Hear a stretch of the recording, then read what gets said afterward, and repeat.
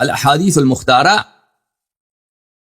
جزء ثامن چاپ دار خضر سنہ 2000 میں کتاب چھپی ہے. ملاحظہ فرمائیں یہاں صفحہ نمبر 220 میں روایت کرتے ہیں حدیث نمبر 260.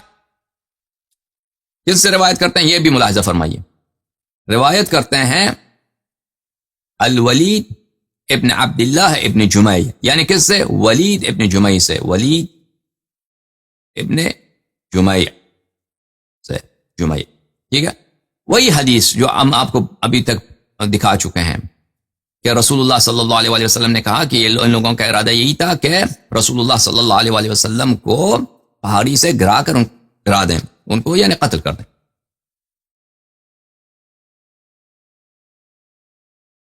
پھر حدیث نمبر 261 بھی وہی ہے. یہ سلیمان ابن احمد الطبرانی ان کی طریق سے روایت کرتے ہیں ولید ابن جمعی سے, ابو الطفیل سے. ارادوا ان یمکروا برسول اللہ صلی اللہ علیہ وآلہ فیطرحوہ من العقبہ, ان کا ارادہ یہ تھا کہ مکر کریں رسول اللہ صلی اللہ علیہ وآلہ وسلم سے کے ساتھ, اور ان کو پہاڑی والے راستے سے نیچے وادی میں گرا دیں تاکہ وہ شہید ہو جائیں صلی اللہ علیہ وآلہ وسلم. اچھا, یہ بھی دیکھا آپ نے صحت کے ساتھ, ٹھیک ہے. مزید آپ کو دکھاتے ہیں بڑے بڑے حفاظ جنہوں نے روایت کی. یہ کتاب البحر الزخار بمسند المعروف بمسند البزار تعلیف امامهم ابی بکر احمد بن عامر المعروف بالعتکی البزار, چاپ مکتبۃ العلوم والحکام. یہ جزء سابع عزیزو, جزء 7واں مجلد, جو سنہ 1995 میں مدینہ منورہ میں چھپی ہے. ملاحظہ فرمائیں. حدیث نمبر 2800 روایت کرتے ہیں ابو طفیل سے حذیفہ سے کہ حذیفہ نے فرمایا کہ جب غزوہ, یہ کچھ اس کے الفاظ شاید مختلف ہوں تو میں اس لیے پڑھتا ہوں تو اس کو, جب غزوہ تبوک ہو رہا تھا تو رسول اللہ صلی اللہ علیہ وآلہ وسلم نے منادی کو حکم دیا کہ رسول اللہ صلی اللہ علیہ وآلہ وسلم عقبہ کے راستے سے یعنی پہاڑی کے راستے سے جائیں گے, آپ لوگوں کو حق نہیں ہے کہ پہاڑی کے راستے سے چلیں. تو رسول اللہ صلی اللہ علیہ وآلہ وسلم فسار یعنی چل پڑے عقبہ کے یعنی وہ پہاڑی والے راستے سے. وعمار یسوق وحذیفہ یقود, عمار پیچھے سے تھا اونٹ کے پیچھے سے, اور حذیفہ اونٹ کے آگے آگے وہ لگام پکڑ کے جا رہا تھا. فَإِذَا هُمْ بِرَوَاحِلَ عَلَيْهَا قَوْمٌ مُتَلَثِّمُونَ, ایک دفعہ وہاں سے کچھ سواری آ گئے, رواحل آ گئے, اونٹ گھوڑے گھڑ سوار آ گئے. سب جو ہیں چہروں پہ نقاب ہیں, چہرے ان کے پوشیدہ, پہچانا نہیں جا رہا چہرے سے کہ کون ہے, بول بھی نہیں رہے کہ آواز سے پہچانے کوئی, ٹھیک ہے نا, غلط ارادہ ہے. تو رسول اللہ صلی اللہ علیہ وآلہ وسلم نے فرمایا خود عمار آگے بڑھو, نہیں حذیفہ آگے بڑھو, اس سواری کو آگے لے جاؤ. اور عمار سے فرمایا سوق, عمار سے فرمایا کہ یہ فعل امر ہے یعنی ساقہ یسوقو, کہ تم سوق دے دو یعنی میری جو اونٹنی ہے اس کو آگے بڑھاؤ, خطرہ ہے یہاں پہ, نکل جائے یہاں سے. فاقبل عمار علی القوم, تو ایسا جگہ ہے نا پہاڑی میں بالکل رسول اللہ صلی اللہ علیہ وسلم اکیلے ہیں, صرف 2 آدمی ساتھ ہیں, ایک حذیفہ ہے ایک عمار ہے, اور کوئی نہیں. امیر المؤمنین علیہ السلام بھی تو مدینے میں ہے نا اس وقت, لشکر بھی بہت وہ دور ہے, لشکر تو وادی میں ہے. تو ان لوگوں نے جو منصوبہ بنایا تھا بہت پکا منصوبہ بنایا تھا قتل کرنے. ان پتہ چل گیا کہ یہ پہاڑی میں اکیلے ہوں گے تو پہنچ گئے ادھر, سب حرامزادے سب پہنچ گئے ادھر. ان کو پہاڑی سے وہ ان کو پھینک دیتے ہیں, یہ تو کہہ دیں گے بس نبی صلی اللہ علیہ وسلم ایکسیڈنٹ ہو گیا, شہید ہو گیا نا, پہاڑی سے گر گئے, نہیں جانا چاہیے تھا, بہتیات تھے. استجیروا باللہ. پھر ادھر کچھ ان کی تدفین کریں گے, پھر ان کا جو بھی ارادہ تھا وہ کرنے کے. فضرب وجوه رواحلهم فلما هبط رسول اللہ صلی اللہ علیہ وآلہ وسلم, تو عمار جو ہے آگے بڑھ گیا, ان کے جو گھوڑے تھے ان کے گھوڑوں پر یا ان کے اونٹنیاں جتنے خچر تھے جو بھی تھا ان پہ مارنے, ان کے چہروں پہ مارنے لگے.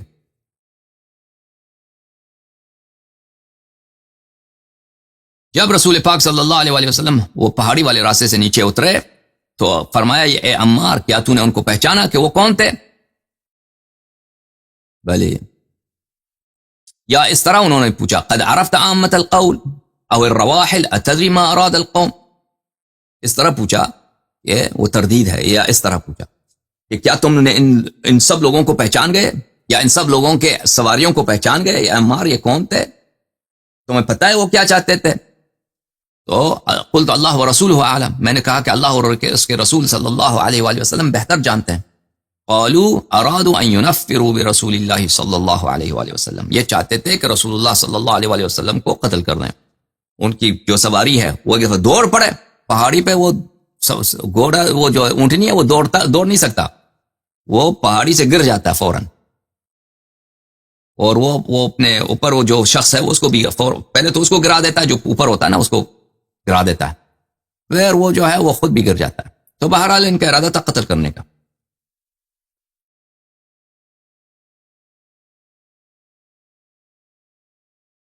پھر وہ ایک دوسرے سند کے ساتھ بھی روایت کرتے ہیں، صفحہ نمبر 350 میں. یہ عبداللہ ابن سلمہ حذیفہ سے روایت کرتے ہیں کہ کنت مع رسول اللہ صلی اللہ علیہ وآلہ وسلم لیلۃ العقبہ. حذیفہ نے کہا کہ عقبہ کا جو واقعہ ہے وہ رات کو پیش آیا، وہ رات کا وقت تھا، میں تھا رسول پاک صلی اللہ علیہ وآلہ وسلم، عمار آگے تھا، میں پیچھے تھا. اچھا، میں نے دیکھا کہ کچھ سواری آ گئے، قد عرضت ترید رسول اللہ صلی اللہ علیہ وآلہ وسلم، کہ کچھ سواریاں ظاہر ہو گئی، اور مجھے فوراً پتہ چل گیا کہ ان کا ایک خاص ہدف ہے، یہ رسول پاک صلی اللہ علیہ وآلہ وسلم کی طرف پوری نیت رکھتے ہیں کہ ان کو قتل کر دیں. فضرب عمار وجوہها، عمار نے ان کے سواریوں کے چہروں پہ مارا، اس نے ڈنڈے سے مارا، ہاتھ سے مارا ہوگا، پتھر سے مارا ہوگا، وہ نہیں معلوم. فَإِذَا رِجَالٌ مُتَلَثِّمُونَ 12 رَجُلًا، تو میں نے دیکھا کہ وہاں پہ 12 لوگ تھے، چہروں پہ ان کے نقاب تھے، چہرے ان کے بالکل ڈانپے ہوئے تھے. فَلَمَّا جَاوَزُوا، جب وہ چلے گئے، جب بھاگ گئے وہ، قال رسول اللہ صلی اللہ علیہ وآلہ ما اراد القوم، تو انہوں نے رسول پاک صلی اللہ علیہ وآلہ وسلم نے پوچھا کہ ان کا کیا ارادہ تھا، کیا نیت تھی ان کی؟ قلت ارادوا ان ينفروا برسول اللہ صلی اللہ علیہ وآلہ وسلم، میں نے کہا نیت ان کی واضح ہے، وہ آپ کو قتل کرنے کے لیے آئے تھے، وہ آیت اسی لیے کہ آپ کو قتل کیا جائے. نستجیر باللہ نستجیر.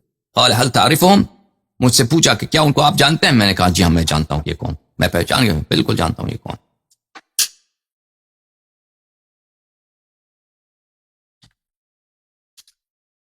عزیزو، یہ کتاب ہے دلائل النبوہ ومعرفت احوال صاحب الشریعہ، تالیف ابی بکر البیہقی،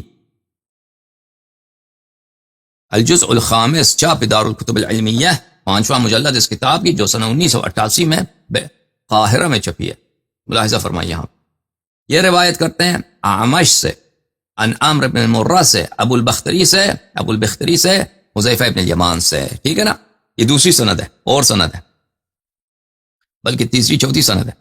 کنت آخذا بخطام ناقۃ رسول اللہ صلی اللہ علیہ وآلہ وسلم، حذیفہ رضی اللہ تعالی عنہ فرماتے ہیں کہ رسول پاک صلی اللہ علیہ وآلہ وسلم کی جو اونٹنی کی جو رسی تھی، اونٹنی کی رسی وہ میرے ہاتھ میں تھی، ٹھیک ہے نا. اقود بہ، میں اونٹنی کو کھینچ رہا تھا آگے سے. وعمار یسوقہ، اور عمار پیچھے سے اونٹنی کو دھکیل رہا تھا، آگے بڑھا رہا تھا. یا اس نے بالعکس کہا، او اس نے اس طرح کہا کہ انا اسوقہ وعمار یقودہ، اس نے کہا کہ میں پیچھے سے تھا، عمار آگے تھا، عمار جو ہے وہ رسی اس کے ہاتھ میں تھا. بہرحال وہ راوی سے روایت میں شک ہے، کس راوی نے شک کیا ہے مجھے نہیں معلوم، اس میں راوی تو کئی ہے کہ نا، یہاں ایک نے دوسرے سے نقل کیا، اس نے آگے سے نقل کیا.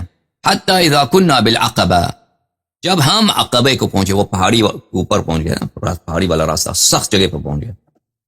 فاذا انا ب12 راکبا،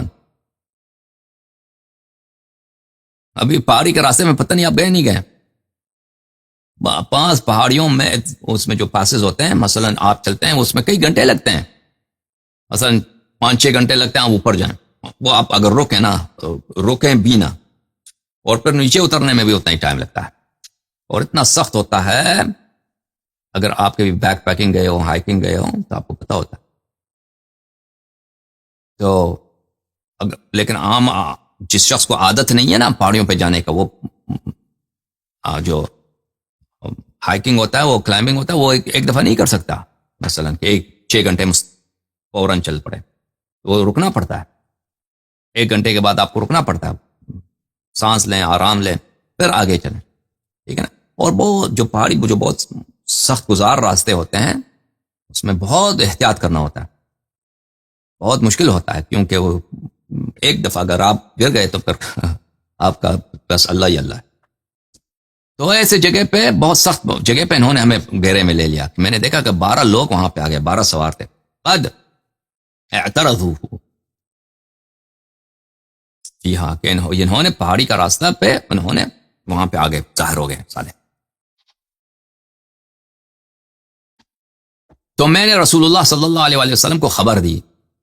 یہ اس حدیث کے الفاظ کچھ مختلف ہیں. میں نے خبر دی, یا رسول اللہ صلی اللہ علیہ وآلہ وسلم, یہ آ گئے ہیں, یہ ان کے برے ارادے ہیں, چہرے انہوں نے ڈانپ رکھے ہیں, اور آپ نے اعلان بھی کیا تھا کہ یہاں پہ کوئی نہ آئے, یہ کہاں سے ظاہر ہو گئے. فصرخ بہم, تو رسول پاک صلی اللہ علیہ وآلہ وسلم نے ایک بلند نعرہ لگایا, بلند آواز لگا دی کہ گم ہو جاؤ یہاں سے, دفع ہو جاؤ. تو لفظ تو نہیں بولا کہ انہوں نے کیا کہا, میں ایسے کہتا ہوں کہ صرخ, انہوں نے کیا کیا, انہوں نے بلند آواز میں نعرہ لگایا رسول پاک صلی اللہ علیہ وآلہ وسلم نے. فولوا مدبرین, تو وہ ڈر کے بھاگ گئے سالے, ڈر کے سب بھاگ گئے. فقال لنا رسول اللہ صلی اللہ علیہ وآلہ وسلم, رسول پاک صلی اللہ علیہ وآلہ وسلم نے فرمایا, کیا تم ان کو پہچان گئے, یہ کون تھے, پہچان گئے, پہچان گئے. یہ بولنے جو ہے نا, اس میں بہت پہچان گئے, پہچان گئے, یہ کون تھے, اس میں بہت نکتے ہیں عزیزو, بہت نکتے ہیں. کہ رسول پاک صلی اللہ علیہ وآلہ وسلم اتنی محنت کے بعد, دیکھیں نا, اتنے تھکن کے بعد, یہ عرب کیا کرتے ہیں, یہ تو خبیث کرتے تھے, اور قتل, شراب اور گناہ کے علاوہ ان کو کچھ آتا نہیں تھا. رسول پاک صلی اللہ علیہ وآلہ وسلم سے ان کو بت پرستی سے, خبائث سے, طیبات کی طرف لے کے آئے, بتایا ایمان کیا ہے, عمل صالح کیا ہے, اللہ کی رضا کیا ہے, دین کیا ہے, نکاح کیا ہے, زنا کیا, یہ سب بتا دی. پھر اب اتنا سخت جنگ کے لیے وہ گئے تبوک, اور اس جنگ وہاں پہ جنگ نہیں ہوئی, لیکن جنگ کے لیے گئے تھے. وہاں سے تھکاوٹ کے آپ واپس آ رہے ہیں, اور ہمیشہ خود بھوکے رہتے تھے, کھانا صحابہ کو کھلاتے تھے, ٹھیک ہے نا, خود بھوکے رہتے تھے, اپنے منہ سے طعام انہی کو کھلاتے تھے. تو ان کا یہ جملہ کہ پہچان گئے یہ کون تھے, ایک شخص مثلا عمر کے آخری حصے میں پہنچ چکا ہے, بوڑھے ہیں, بزرگ آدمی ہے, داڑھی سفید, بدن ان کا جو ہے ضعیف ہو رہا ہے بڑھاپے کی وجہ سے, اتنے دور سفر سے آ رہے ہیں, اور وہی لوگ جن پہ اتنا احسان کیا تھا وہی آگے تھے کہ ان کو قتل کیا جائے. تو ان کا یہ جملہ عمار سے یا حذیفہ سے کہ پہچان گئے کہ وہ کون تھے, ٹھیک ہے نا. اس میں بہت سارے نکتے ہیں, آپ اگر سوچئے تو اس میں بڑے رونے کی بات ہے, بڑے گریہ کرنے کی بات ہے. رسول اللہ صلی اللہ علیہ وآلہ وسلم, جیسے قرآن کی آیت نے بتایا نا کہ وما نقموا الا ان اغناهم اللہ ورسولہ صلی اللہ علیہ وآلہ وسلم من فضلہ, کہ انہوں نے کیوں یہ بغض کیا تھا, یہ دشمنی کی وجہ کیا تھی کہ انہوں نے قتل کرنے کی کوشش کی. تو اللہ فرماتا ہے کہ اس دشمنی کے یہی کہ صرف اور صرف یہی کہ اللہ اور رسول نے ان پہ بڑے احسان کیے تھے. یہ وہی لوگ تھے جن پہ بڑے احسان تھے اللہ اور رسول کے, اور اس پوری زندگی ان پہ احسان کرتے رہے, وہ احسان کا بدلہ اسی طرح دینے کی کوشش کی انہوں نے کہ قتل کریں رسول اللہ صلی اللہ علیہ وسلم. وہ قلنا لا, ہم نے کہا کہ نہیں پہچانے ہم نے, یا رسول اللہ کانوا متلثمین, ان کے چہروں پہ نقاب تھے, ولکننا قد عرفنا الرکاب, لیکن ہم نے ان کے جو سواری ہیں, ان کے جو زین ہے, گھوڑوں کے بھی تو ہوتا ہے نا, گھوڑوں کے بھی وہ یا اونٹوں کے بھی ان کے رسی ہوتا ہے, وہ اس کا ہر چہرہ ہوتا ہے نا. آپ گھوڑے کا ایک چہرہ, ایک گھوڑے کا دوسرے چہرے سے بہت مختلف ہوتا ہے. ایک اونٹ کا چہرہ جو ہے اب جیسے انسان ہے, انسان کا چہرہ ایک دوسرے سے نہیں ملتا, اسی طرح اونٹ بھی جو ہے نا, ان کا چہرہ بہت فوراً پتہ چل جاتا ہے, یہ اونٹ کس کا ہے, یہ اونٹ کس کا ہے, یہ اونٹ کس کا ہے, یہ گھوڑا کس کا ہے, یہ گھوڑا کس کا ہے, انسان پہچانتا ہے. بالخصوص یہ تو ان کے ساتھ ایک سفر میں گئے تھے, مدینے سے تبوک تک واپس, اس میں 2-3 مہینے لگے تھے نا, یہ تو جانتے تھے کہ یہ کون تھے. تو ہم نے چہرے نہیں دیکھے, لیکن ہم نے گھوڑے پہچان گئے کہ یہ کون تھے. رسول پاک صلی اللہ علیہ وسلم نے فرمایا ہؤلاء المنافقون الی یوم القیامہ, یہ منافق ہیں, قیامت تک منافق رہیں گے. وهل تدرون ما ارادوا, کیا تم جانتے ہو کہ یہ کیا چاہتے تھے؟ قلنا لا, ہم نے کہا نہیں, ہم نہیں جانتے تھے کیا چاہتے تھے. قالوا ارادوا ان يزحموا رسول اللہ صلی اللہ علیہ وآلہ وسلم فی العقبہ فیلقوه منها, ان کا ارادہ یہ تھا کہ رسول اللہ صلی اللہ علیہ وآلہ وسلم کو پہاڑی راستے میں پکڑ لیں. یزحمو, رسول اللہ صلی اللہ علیہ وآلہ وسلم کو پکڑ لیں پہاڑی راستے میں. اس کا راستہ روک دیں پہاڑی والے راستے میں، ٹھیک ہے نا، اور ان کو پہاڑی سے نیچے گرا دیں. فقلنا یا رسول اللہ، ہم نے عرض کیا یا رسول اللہ صلی اللہ علیہ وآلہ، اولا تبعث الى عشائرهم حتى يبعث اليك كل قوم برأس صاحبهم، یا رسول اللہ کیوں آپ نہیں کہتے، اعلان نہیں کرتے؟ ختم بات ہی آسان ہے، اعلان کر دیں کہ فلان فلان فلان فلان فلان غدار تھے، مجھے قتل کرنے کے لیے آئے تھے، ہم تو پہچانتے ہیں وہ، ہم بھی شہادت دیں گے، مسلمانوں کے سر لے کے آئیں گے آپ کے لیے، آپ کیوں نہیں فرماتے یہ حکم دیں؟ تو فرمائے لا، فرمائے کہ میں یہ نہیں کرنا چاہتا. اکرہ ان تحدث العرب بینہا، میں نہیں چاہتا کہ عرب جو ہیں میری برائی بیان کریں، میرے غیبت کریں اور میرے متعلق یہ کہیں ان محمدا صلی اللہ علیہ وآلہ وسلم قاتل بقوم حتی اذا اظہرہ اللہ بهم اقبل علیہم یقتلهم. وہ میرے پیچھے اس طرح بات کریں گے، کہیں گے کہ محمد صلی اللہ علیہ وآلہ وسلم نے قاتل بقوم، انہوں نے ایک گروہ سے جنگیں لڑی ہیں، ایک گروہ کے نصرت سے، ایک گروہ کے بدولت جنگیں لڑی ہیں. قاتل بقوم، ان سے اپنے جنگیں لڑوائی ہیں، ٹھیک ہے نا. رسول اللہ صلی اللہ علیہ وسلم نے، عرب یہ مجھے اس طرح برے باتیں کریں گے، کیا کہیں گے؟ وہ کہیں گے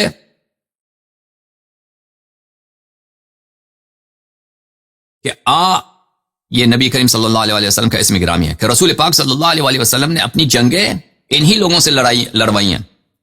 جب ان کو اللہ نے فتح انہی کے نصرت کے بدولت فتح دلائی ہے، تو اب جو ہیں انہوں نے شروع کیا انہی کو قتل کرنا.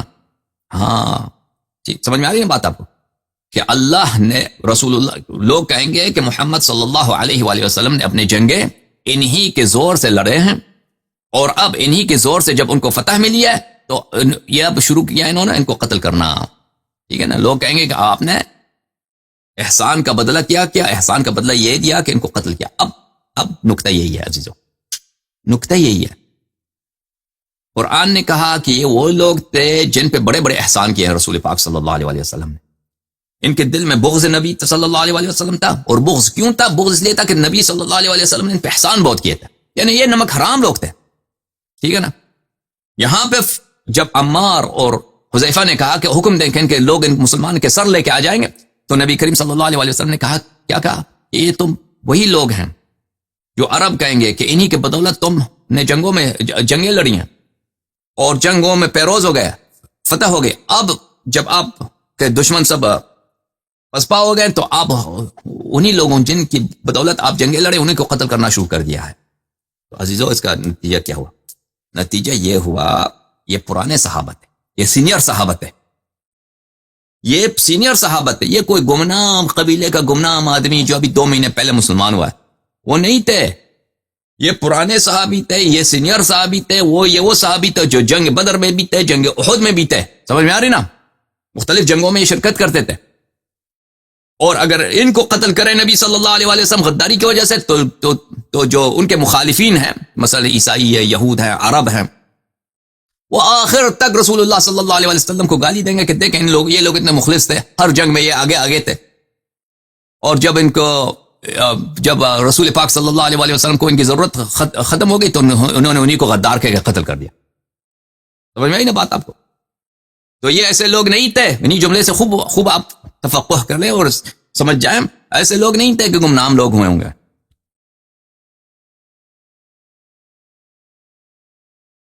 عزیزو، یہ کتاب السنن الکبری احمد ابن الحسین ابن علی البیہقی، چاپ دار الکتب العلمیہ، جلد نمبر 9، چاپ دار الکتب، سند 1424 میں. ملاحظہ فرمائیں یہاں صفحہ نمبر 56 میں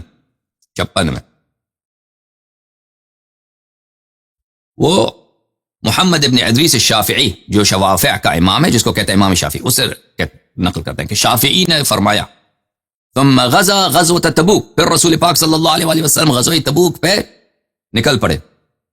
فشہدها معه منهم قوم، تو غزوہ تبوک میں ایک ایسا قوم بھی شریک تھا، نفروا به لیلۃ العقبہ لیقتلوه، کہ انہوں نے ارادہ کیا کہ رسول پاک صلی اللہ علیہ وآلہ وسلم کی سواری کو ہم دوڑاتے ہیں، گھبراتے ہیں، ڈراتے ہیں تاکہ وہ پہاڑی سے گر جائیں اور وہ قتل ہو جائیں، تاکہ ہم اس کو قتل کریں. فوقاہم اللہ شرہم، اور اللہ نے نبی کریم صلی اللہ علیہ وسلم کو ان کے شر سے بچایا. ٹھیک ہے نا. شافعی کون ہے؟ بہت بڑا محدث مجتہد سب کچھ. ٹھیک ہے نا. الاخبار بالجزم، قاعدہ یاد رکھیے، الاخبار بالجزم يدل على التصحيح، يدل على التصحيح. کیا مطلب ہے اس کا؟ الاخبار بالجزم، جس کوئی شخص روایت کرتا ہے جزم کے ساتھ، ٹھیک ہے، سند ذکر نہیں کرتا، رسول اللہ صلی اللہ علیہ وسلم نے فرمایا یہ کرو، ٹھیک ہے نا، جزم کے ساتھ، یقین کے ساتھ خبر دینا، یہ خود دلالت کرتا ہے کہ یہ خبر اس کے نزدیک صحیح ہے. یہ کس کا فرمان ہے؟ شافعی کا. اچھا، پھر اس کے بعد قال الشیخ، بیہقی فرماتے ہیں، خود بیہقی، ہوا بین فی المغازی، یہ قضیہ مغازی میں معروف مشہور بین ہے، اس میں کوئی شک ہی نہیں ہے کہ صحابہ نے قتل کرنے کی کوشش کی. کن کو؟ رسول پاک صلی اللہ علیہ وسلم. پھر وہ پورا واقعہ اسی واقعے کو نقل کرتے ہیں. ابن اسحاق، سیرہ ابن اسحاق سے قصہ تبوک میں نقل کرتے ہیں.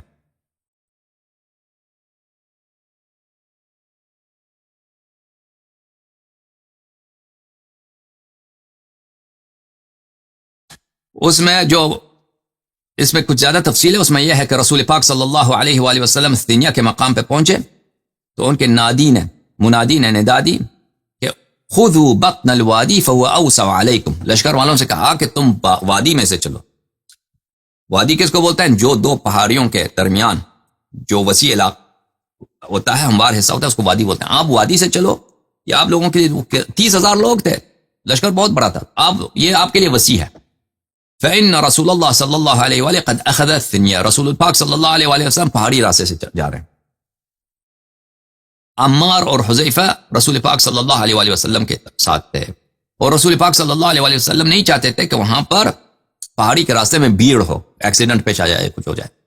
وہ خود اکیلے وہاں سے چل پڑے. صرف عمار ساتھ تھا اور حذیفہ. فسمعه ناس من المنافقین فتخلفوا، منافقوں کو پتہ چل گیا کہ رسول پاک صلی اللہ علیہ وآلہ وسلم اکیلے وہاں سے جا رہے ہیں، تو وہ پیچھے ہٹ گئے، وہ نہیں آئے وادی میں. پھر ایک گروہ ان کا اتبعه رہط من المنافقین، ایک گروہ رسول پاک صلی اللہ علیہ وسلم کو پہاڑی کے راستے سے فالو کرنا شروع کر دیا، ان کے پیچھے چل پڑے کہ ان کو قتل کرتے ہیں.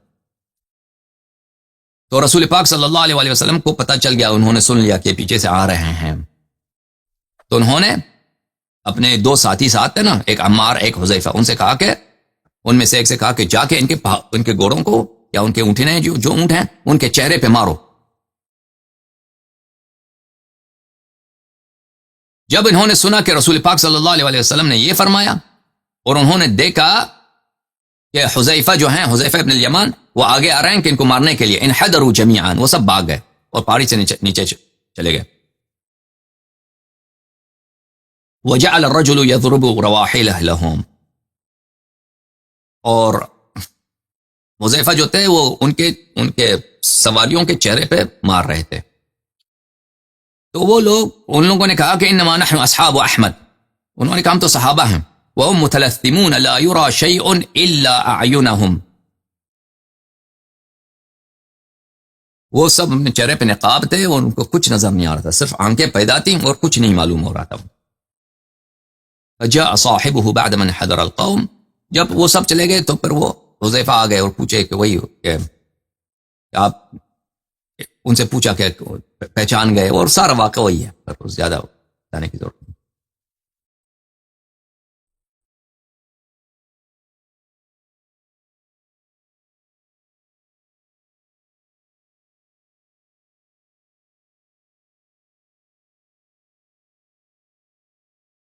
اچھا عزیزوں، ملاحظہ فرمائیے، کتاب کشف المشکل من حدیث الصحیحین، ابن جوزی ابو الفرج عبد الرحمن ابن جوزی کی ہے، چاپ دار الوطن، جز نمبر 1. یہاں پر وہی حدیث جو مسلم کی ہے وہ نقل کرتے ہیں. مسلم کی حدیث میں نے آپ کو دکھایا نا شروع میں، اسی کی شرح میں کہتے ہیں هذا الحديث يشكل على المبتدئين لأن أهل العقبة إذا أطلقوا فإنما يشار بهم إلى الأنصار المبايعين له وليس هذا من ذاك.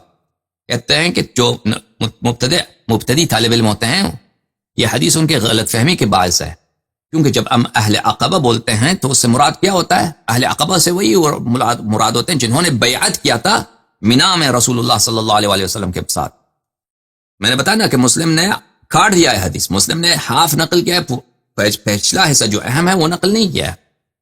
اچھا، تو ابن جوزی کہتے ہیں کہ یہ عقبہ اور عقبہ ہے. یہ عقبہ تبوک کے راستے میں ہے، جس میں ایک منافقین کے ایک قوم وہاں پہ کھڑے ہو گئے تھے راستے میں، لیفتکو بہ، تاکہ رسول اللہ صلی اللہ علیہ وآلہ وسلم کو اساسینیٹ کریں، قتل کریں، اساسینیٹ کریں.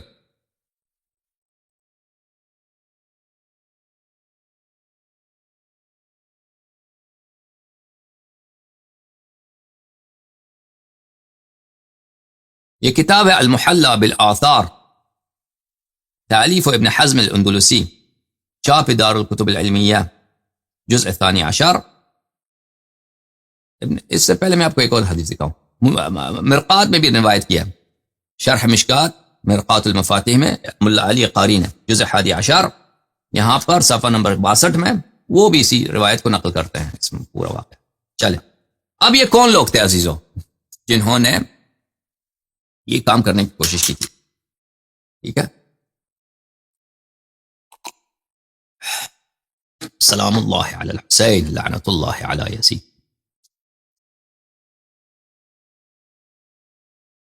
یہ کون لوگ تھے جنہوں نے یہ کرنے کی کوشش کی؟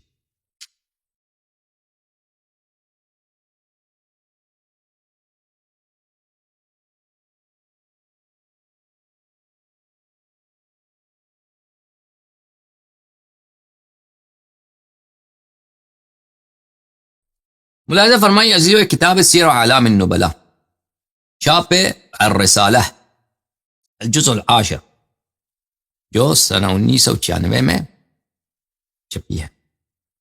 یہاں پر عزیزو شافعی کے جو ہیں ترجمے میں صفحہ نمبر 92 ہے.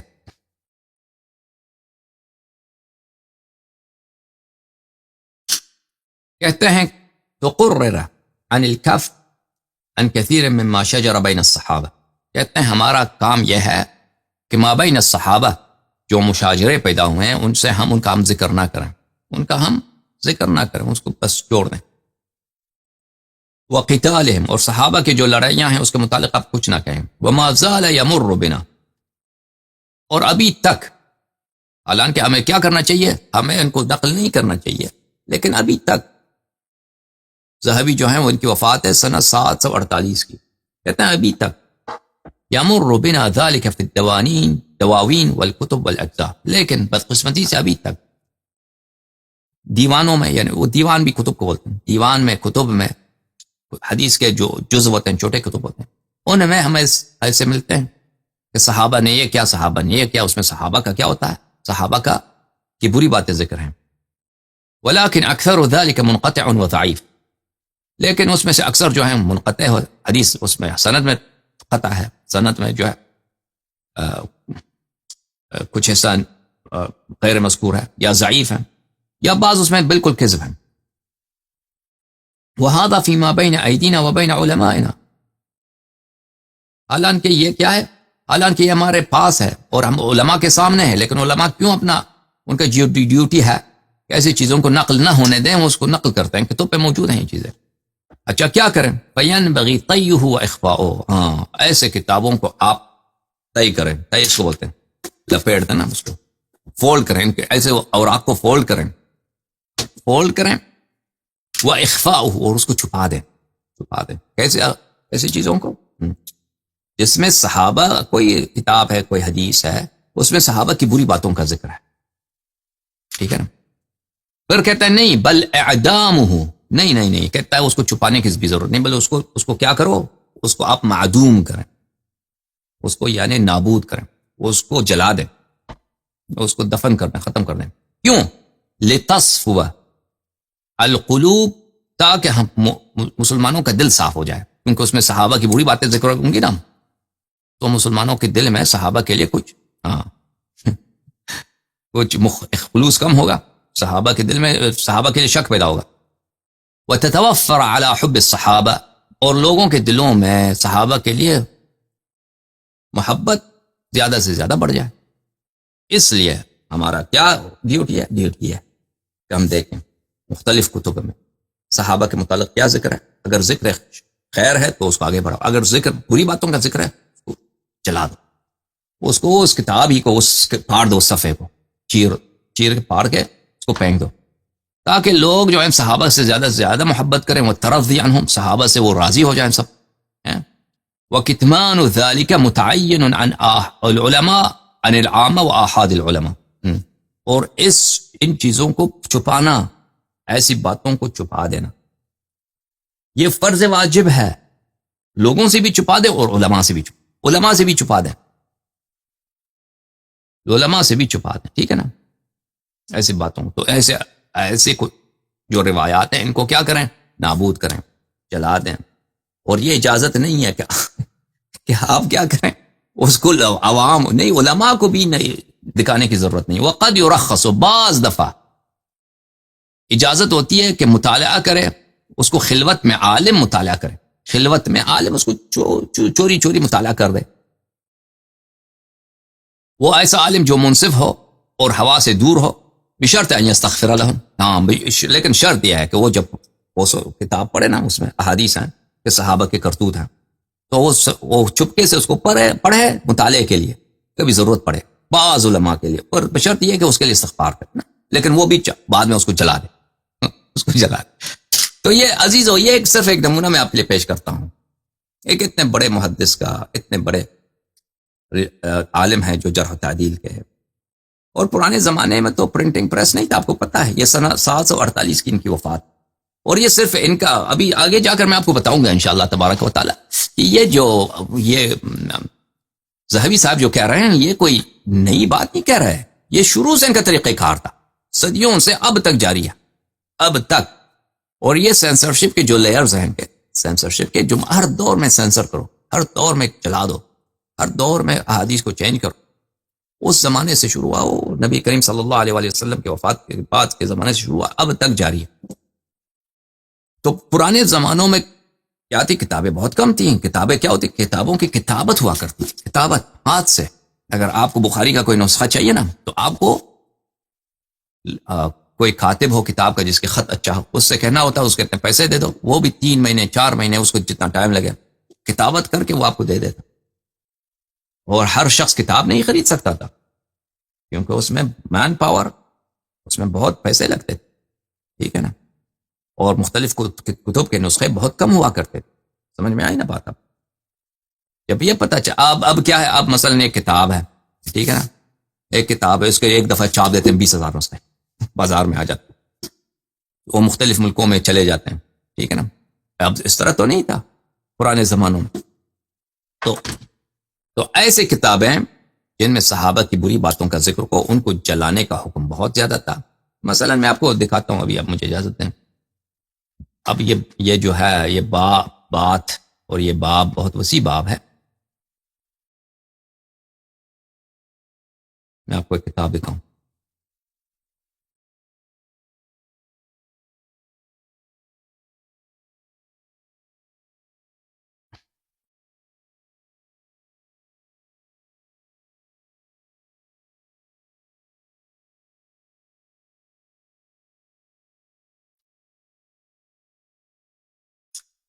یہ کتاب ہے کتاب السنہ، حافظ ابو بکر احمد ابن محمد الخلال کی، متوفہ ہے سنہ 311 کے، ان کی وفات ہے سنہ 311.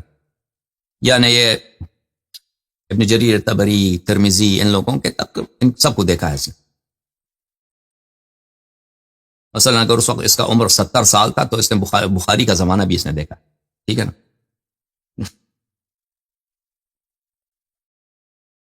چھاپ دار الرایہ للنشر والتوزیع، سنہ 1989 میں یہ کتاب ریاض میں چھپی ہے.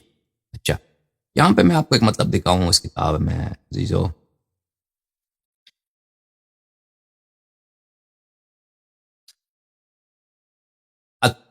التغلیظ على كتب الاحاديث التي فيها الطعن على اصحاب رسول اللہ صلی اللہ علیہ وآلہ وسلم.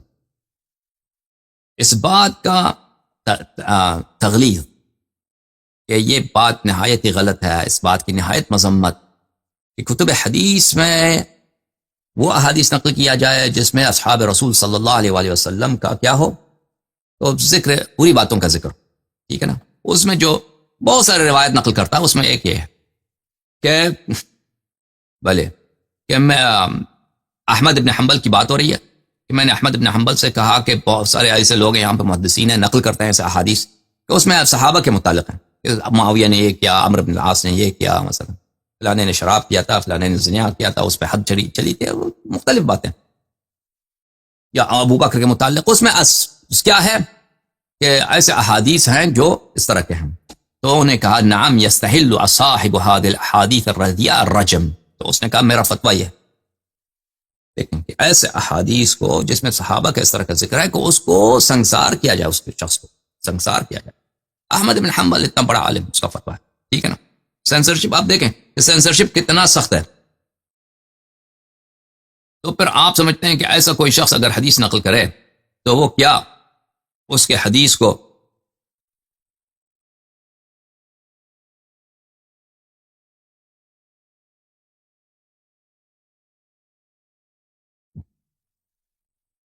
کیا اس کے کوئی حدیث نقل کسی کو جرأت ہے جب آپ فتویٰ دیتے ہیں کہ کوئی حدیث نقل کرے جس میں ابو بکر عمر عثمان کا کوئی اس طرح کا ذکر ہو، اس کو سنسار کیا جائے، پھر کسی کو جرأت ہے کہ حدیث نقل کریں؟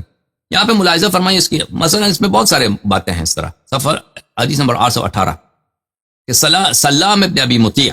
سلام ابن ابی مطیع کون ہے؟ میں بھی آپ کو دکھاؤں گا کہ یہ رجال بخاری مسلم اور بہت ثقہ، بہت عظیم وہ ہے، محدث ہے. اس نے ایک کتاب لیا ابو عوانہ کا، وہ ابو عوانہ بھی آپ کو دکھائیں گے کون ہے.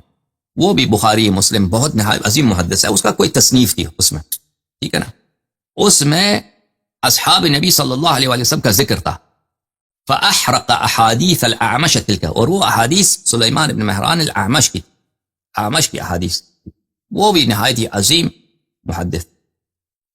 اس میں اعمش کی کچھ روایات تھی، کس نے نقل کیا ان سے؟ ابو عوانہ نے ان سے نقل کیا. تو اس نے سلام ابن مطیع نے ان سب کو جلا دیا، ٹھیک ہے نا. اچھا، اور یہ کس زمانے کی بات ہے؟ یہ احمد بن حنبل سے بہت پہلے کے زمانے کی بات ہے، یعنی مثلا 150 سنہ 160 170 اس زمانے کی بات، یا اس سے بھی پہلے.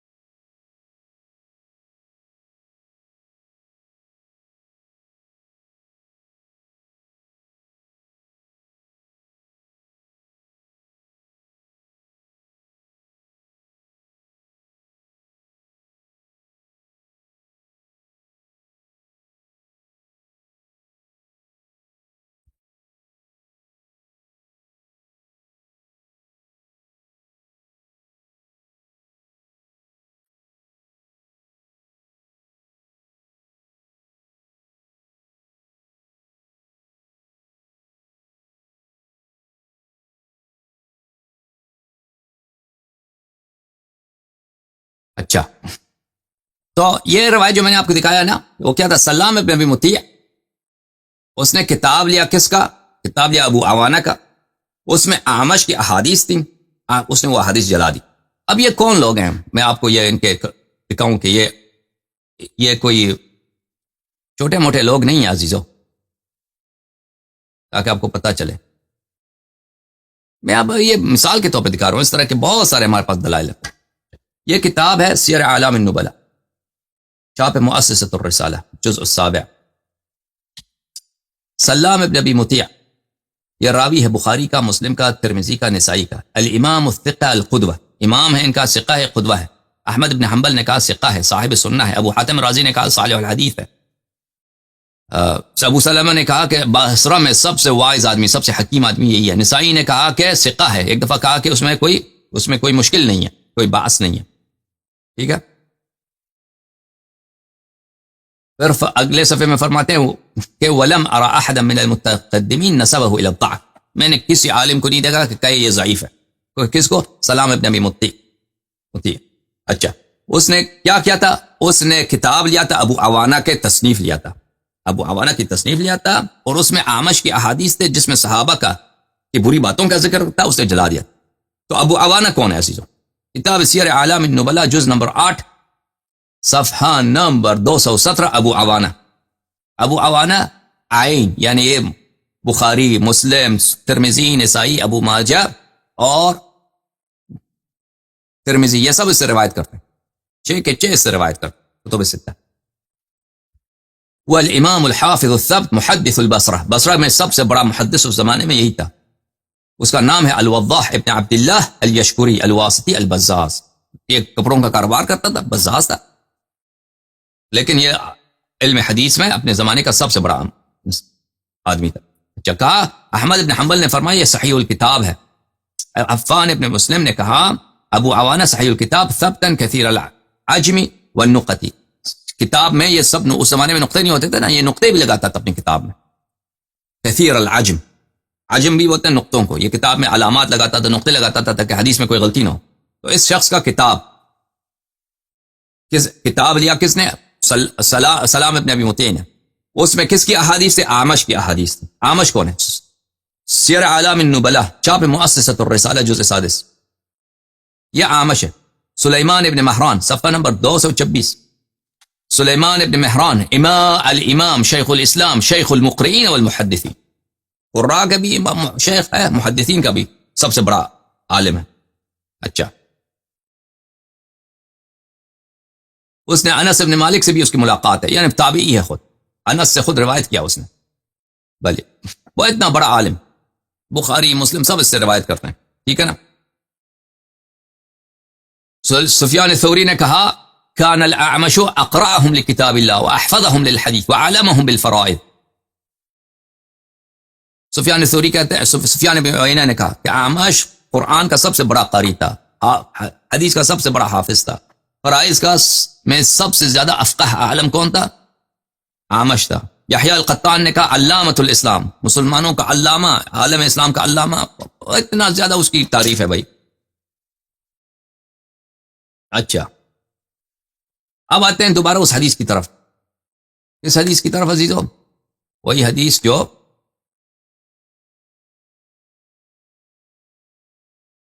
اچھا حدیث نمبر 818.